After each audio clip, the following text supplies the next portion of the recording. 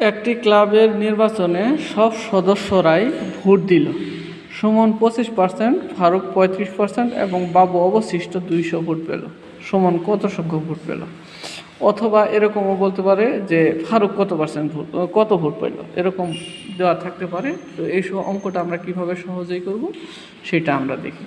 তাহলে সুমন যদি 25% পায়, ফারুক যদি 35% পায়, তাহলে বাবু কত পার্সেন্ট পাইছে এটা আগে আমাদের বের করতে হবে। তাহলে বাবু পেল কত পার্সেন্ট? 100 বিয়োগ 25% যোগ 35%, কত হলো?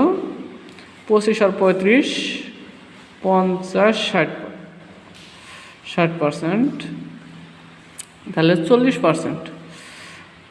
তাহলে বাবু কত ভোট পাইছিল? 40% ভোট পেয়েছিল। কিন্তু 40% ভোট সমান কত?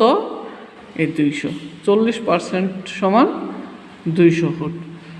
এখানে আমরা এখান থেকে বের করে আনি 40% সমান 200 ভোট। তাহলে 1% সমান কত? কম ভোট।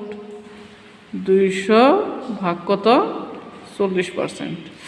এখন যদি বলে যে সুমন কত ভোট পেয়েছে, তাহলে 25% দিয়ে ভাগ করা লাগবে। যদি বলে ফারুক কত ভোট পেয়েছে, তাহলে 35% দিয়ে ভাগ করতে হবে।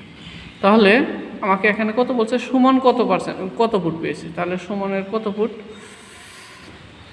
সুমনের হচ্ছে 25%। তাহলে 25 উপরে দিব, তাহলেই হয়ে গেল। 0 0 কাটা, 4 দিয়ে যদি আমি 4 পাশে করি, 5 25 কত? 125। সুতরাং এই 125 ভোট পাইছে কে? সুমন। এটাই হচ্ছে এটার অ্যান্সার। আসসালামু আলাইকুম।